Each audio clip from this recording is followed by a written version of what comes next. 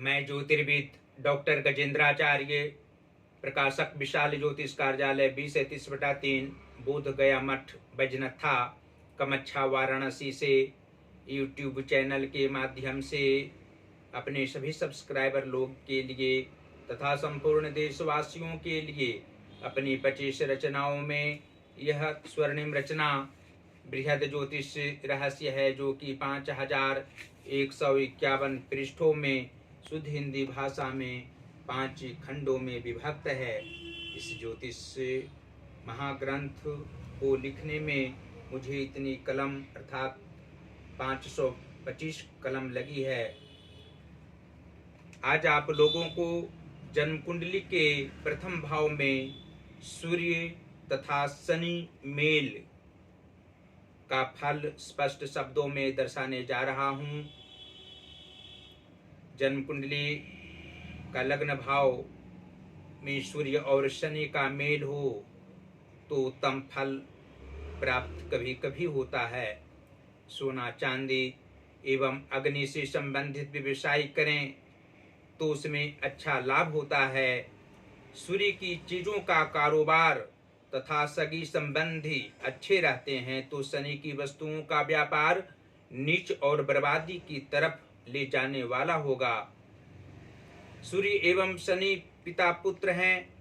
दोनों के बीच आमतौर पर झगड़ा नहीं होती, किंतु कभी कभार बुध के कारण आपस में विरोध अत्यधिक रूप से होता है। शांति के लिए शनिवार को शनि की चीजें जातक दान करें और सूर्य को नित्य ध्यान पूर्वक व श्रद्धा से मंत्रोच्चारण करते हुए अर्घ्य दान करें।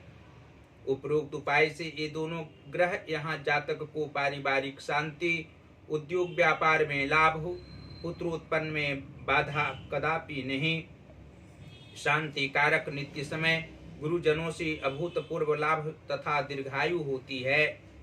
साथ ही मध्यावस्था के बाद मृत्यु पर्यंत ये जातक अपने माता पिता के संग अपनी कमाई से नव निर्माण मकान में पत्नी सहित प्रेम पूर्वक निवास करते हैं। इन्हें 2 पुत्र और 1 लड़की होती है। और स्पष्ट शब्दों में यह आप लोग जान सकते हैं कि जन्म कुंडली के 10वें स्थान के स्वामी शनि ग्रह हों तथा 4th भाव के स्वामी अर्थात मातृ व सुहृद भाव के स्वामी चंद्रमा हों तो प्रथम भाव स्थित सूर्य तथा शनि के प्रभाव से जातक को कर्म में व्यवधान उत्पन्न होने पर भी मानसिक तनाव किसी भी रूप में नहीं होता है।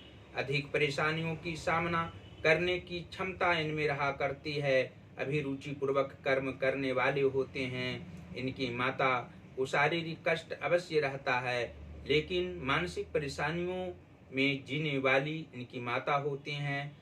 दीर्घायु अवश्य उनकी होती है तथा पुरुषार्थ की भावनाओं से युक्त रहने वाली होती हैं। जन्म कुंडली के 9वें भाव अर्थात भाग्य स्थान के स्वामी बृहस्पति ग्रह हों तथा 2य भाव अर्थात धन भाव के स्वामी शुक्र ग्रह हों तो लग्न भाव स्थित सूर्य और शुक्र शनि के प्रभाव से जातक का भाग्य 26वें वर्ष के उपरांत सही रूप में उदय होता है और 36वें वर्ष के बाद मुख्य रूप से जातक धनोपार्जन करने में सफलता प्राप्त करते हैं। अधिक धन उपार्जन करने की क्षमता वाले ये जातक अंत अवस्था तक रहा करते हैं।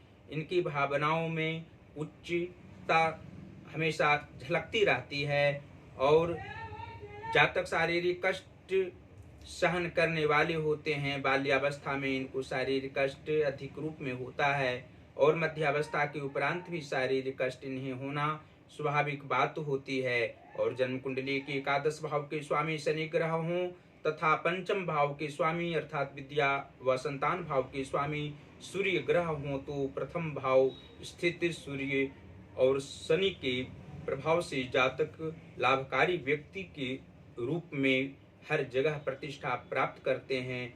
लाभ कमाने की आदत इनमें सदैव रहा करती है।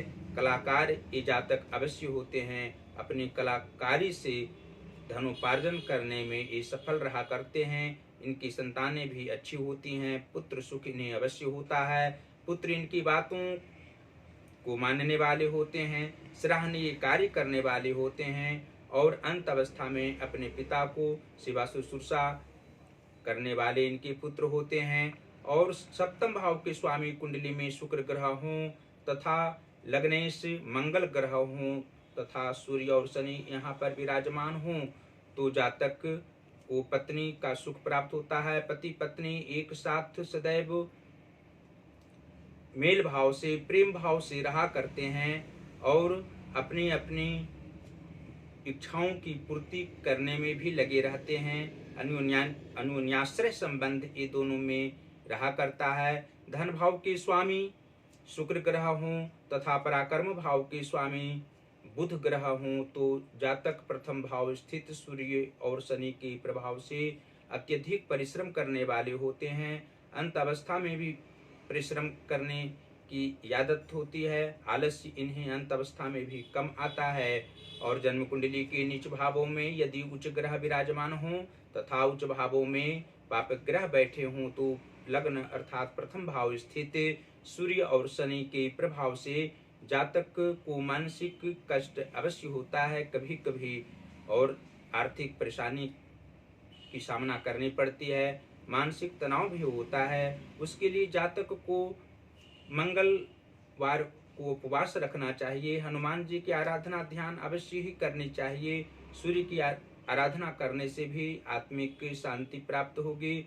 शनिवार को पीपल वृक्ष में जलदान अवश्य करना चाहिए। सायंकाल में पीपल वृक्ष के नीचे दीपक, मिट्टी का दीपक सफेद तिल का तिल से जलाने पर निश्चित रूप से मानसिक कष्ट जातक का दूर होगा, आर्थिक परेशानी नहीं होगी, पारिवारिक समस्याओं से निजात मिलना स्वाभाविक बात होगी। और अंत में फिर इस ज्योतिष महाग्रंथ को मंगवाने के लिए आप लोग से कहेंगे, जैसे पिछले सभी एपिसोड भी कहते हुए आए हैं, इसको मंगवाने से आप लोग नाना प्रकार से अपने घर परिवार में खुश रहा करेंगे।